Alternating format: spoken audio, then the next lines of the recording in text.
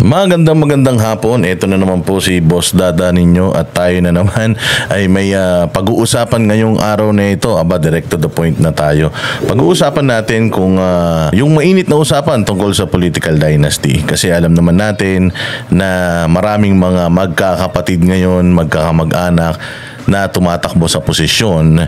And just recently ay sinagot po ng mga Tulfo yung usapin patungkol sa political dynasty. And according to the Tulfos, mga bossing, ay hindi masama ito kung sila ay nasa national position naman. Sabi ng mga Tulfo na sila naman daw ay magkakaiba. And alam natin, tatakbo itong Ben Tulfo at si Erwin Tulfo, at alam din naman natin na nasa Senado na serving yung kalahati ng kanyang termino itong kanilang isang kapatid na si Raffy Tulfo. Bale, kung mananalo itong si Ben Tulfo at si Erwin Tulfo, ay magiging tatlo na po ang mga Tulfo sa Senado. And tayo rin naman ay gusto rin naman nating tumakbo ang tatlong Duterte sa Senado. At makikita naman po natin talagang napakainit ng clamor at napakalakas tindi ng clamor patungkol sa pagtakbo ng tatlong mga Duterte, si PRRD,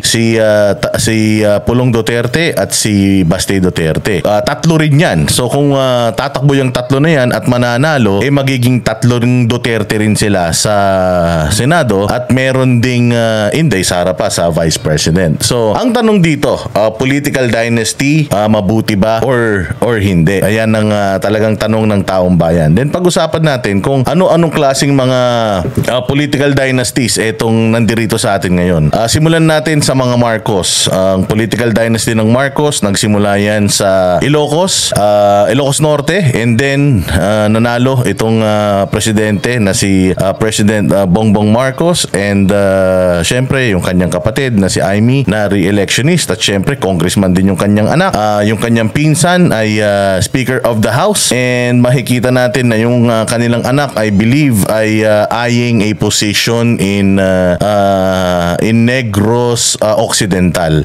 I don't know if it's in Iloilo or Bacolod, pero ano yan, gusto nilang makakuha ng posisyon dyan. So meron pang mga political dynasty na tinatawag sa mga Pacquiao, kasi yung magkapatid na Pacquiao is nasa gobyerno, mga asawa nila, and ano pa ba, mga Binay, mga Cayetano, mga Estrada, at sino pa ba, mga Villar. So kung makikita natin talagang itong mga prominenteng mga pangalan na ito ay nagsasama-sama sa gobyerno.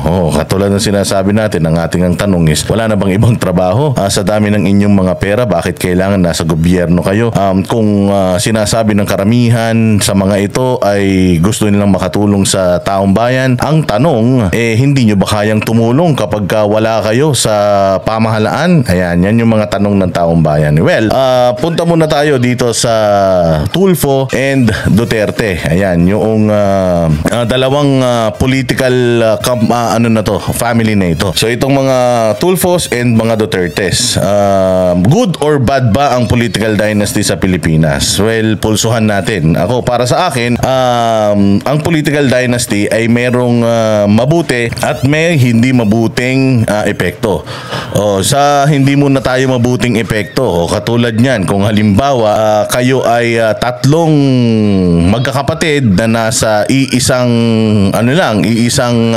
institusyon, let's say for example Congress or Senate, malaking effect ito pagdating sa check and balances. Kasi nga, kung tatlo kayo at may panukalang batas yung isa, syempre blood is thicker than water. Sinasabi rin naman natin yan sa mga Marcos na bagamat itong si Amy Marcos ay sa ngayon nakikita natin na sa salita siya ay tumutuligsa sa kanyang kapatid, pero mapapansin naman natin na tumakbo pa rin naman siya or tatakbo pa rin naman siya under sa ticket ng kanyang kapatid, at hindi rin naman niya kayang mag-compromise with the Filipino people patungkol doon sa mga iskandalong kinasasangkutan ng kanyang kapatid. Ayan. So kung halimbawa may panukalang batas tong isa, blood is thicker than water, I am sure na mag-aano ito, magkakampi-kampi itong mga to at that's an automatic 3 votes for yung batas na ipinapasa nung isa sa kamag-anak, isa sa mga kapatid niya.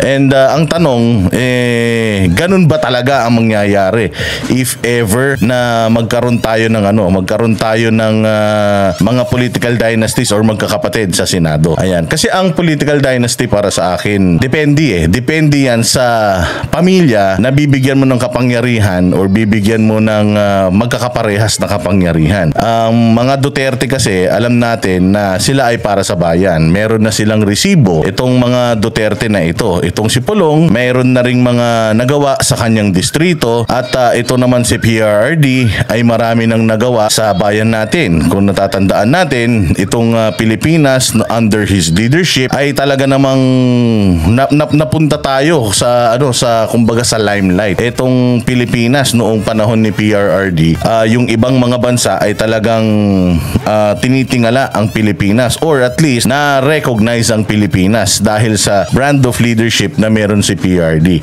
Si PRD noong panahon nang siya'y nanunungkulan garnered the highest trust and approval rating sa lahat ng mga leaders sa buong mundo. As in history ito. Sa buong mundo, sa history ng panunungkulan ng mga makakapangyarihan sa kanya-kanyang mga bansa, si PRD yung nagkaroon ng pinakamalaking tiwala at pinakamalaking pagmamahal at masaya ang mga constituents niya sa trabahong ginagawa niya. I believe at 85% during that time, napakalaki po nito. Sabi nga nila, kapag ikaw ay isang politiko at ikaw ay nasa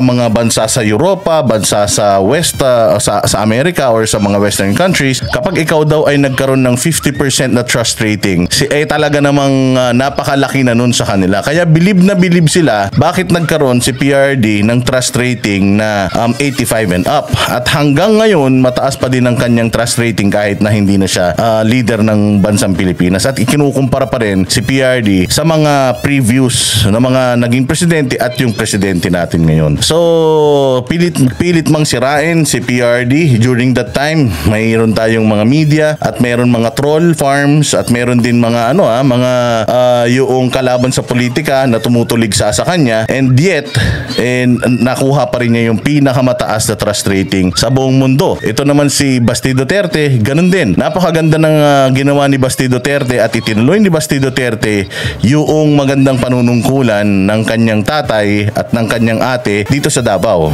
We're going in and out of Davao madalas itong taon na ito, and not a single person na nakausap natin dyan sa Davao ang may reklamo sa panunungkulan ni Basti Duterte. Oo, kaya kung makikita natin in terms of resibo, in terms of yung mga nagawa sa kanilang mga panunungkulan, itong tatlo na to ay talagang subok. So masasabi ko na ang political dynasty, if you wanna call it that way, nitong mga Duterte ay people's call. Tao ang tumatawag dito sa tatlong ito na pumunta sa Senado para maging senador. Hindi nga lang natin alam if sila ay magiging mga senador because as of this moment, hindi pa po nagfa-file ng COCs itong mag-aama na ito. And as of this moment, si PRD at si Basti Duterte ay inaabangan dyan sa COMELEC sa Davao City para sila po ay mag-file ng certificate of candidacy. Just recently, si PRD ay nagbigay ng komento about him running for mayor and Basti Duterte for vice mayor. Hindi natin alam si Pulong if he's still gonna continue yung kanyang term sa Congress or he's eyeing for a national position which is a senator. So ang tao po ang nananawagan sa mga Duterte na sila po ay magbalik or magpunta sa Senado.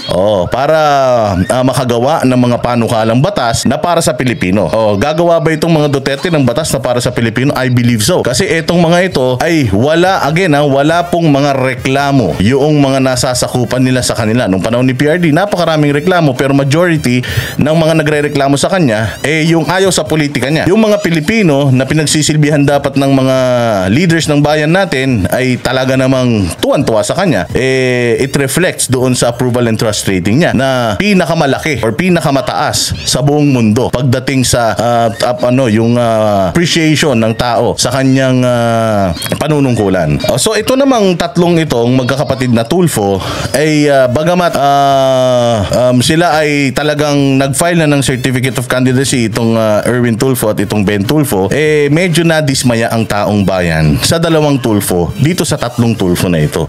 Dito kay Raffy Tulfo na ano pa din, na di umano sinasabi ng mga tao na ginagamit ang Senate para sa kanyang para sa kanyang mga agendas, and makikita natin na piling-pili yung mga bagay or mga issues na kanyang kumbaga sinasamahan. Ito namang kanyang kapatid na si Erwin Tulfo ay yung loyalty ang question sa kanya.